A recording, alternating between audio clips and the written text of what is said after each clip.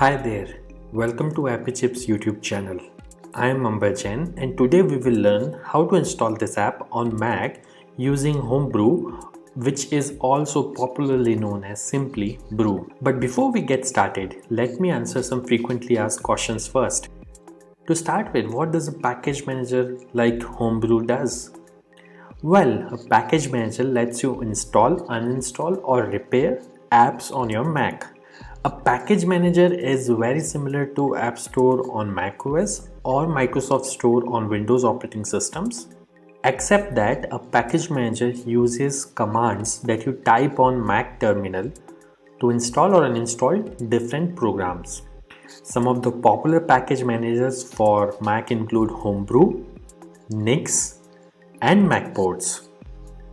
And if you are coming from a Linux background, you will feel at home with Homebrew, especially if you have used package managers like apt, pacman, yum, etc. on Linux based operating systems.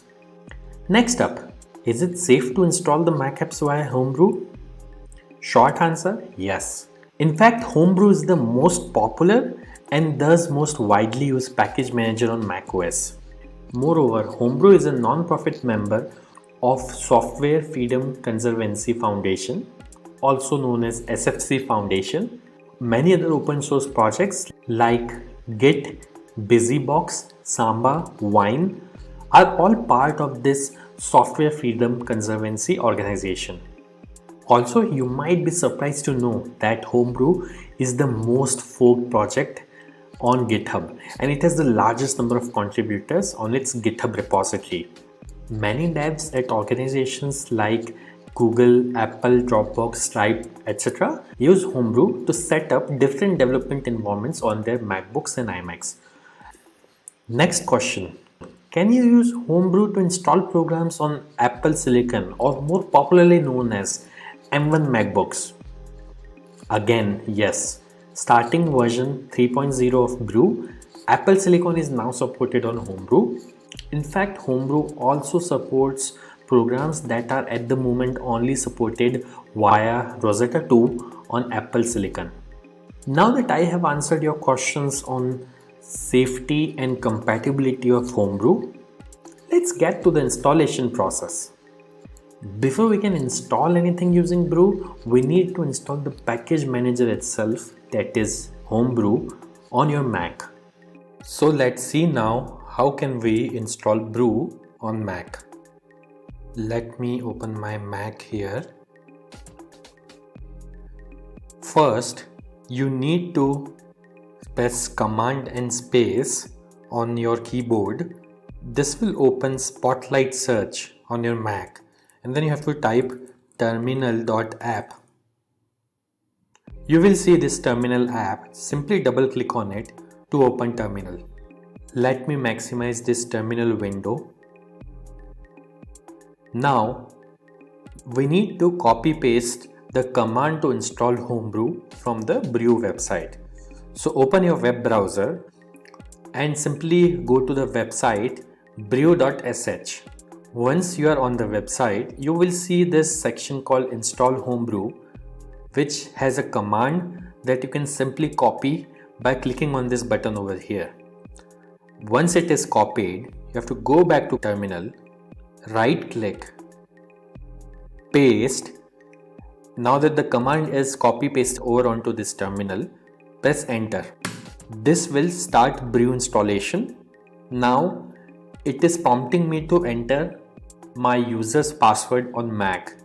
I am going to type the password now, but it won't be visible on your terminal. Once you have entered the password, simply press enter, and if the password is correct, the script will continue. Now it is saying press return to continue the installation. I'll press enter here, and this will start the installation of Homebrew on my Mac. Let's wait for this to finish. As this message here says, installation successful.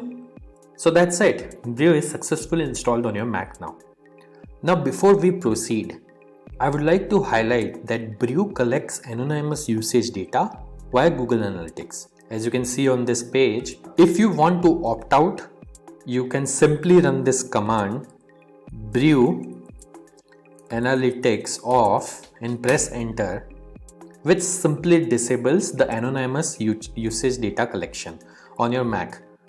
Now let's update the package database locally by pulling the metadata of the latest packages on a local map from the central brew repository. This should typically take less than a minute to complete depending on your internet connection speed. To do so, simply type the command brew update and press enter. As you can see, my local brew database is already up to date because I just installed brew on my system. Now to install the app, let's run the brew install command. Mind you, if during installation, if you're prompted to enter a password, enter your Mac user's password to continue.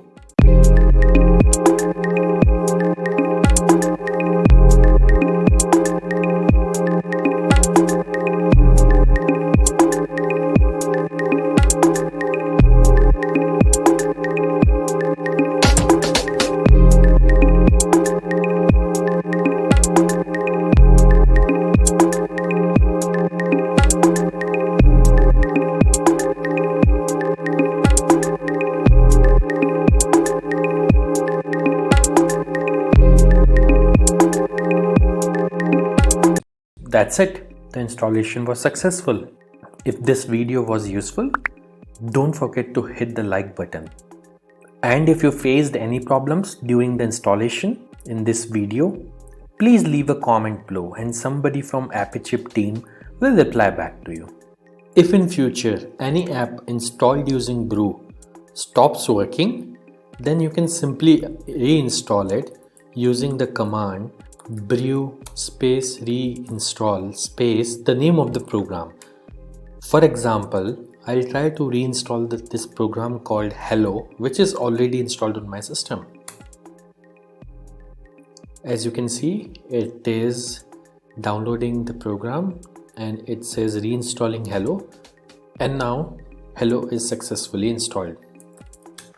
And if you want to uninstall any app installed using brew, simply run brew space uninstall space the name of the program. In this case, I will try to uninstall the program Hello, which is already installed on my system. As you can see, within a few seconds, it says the program is successfully uninstalled. Also, over time, brew might end up consuming disk space on your Mac as it keeps installers of the programs that you had installed on your hard disk in a cache directory.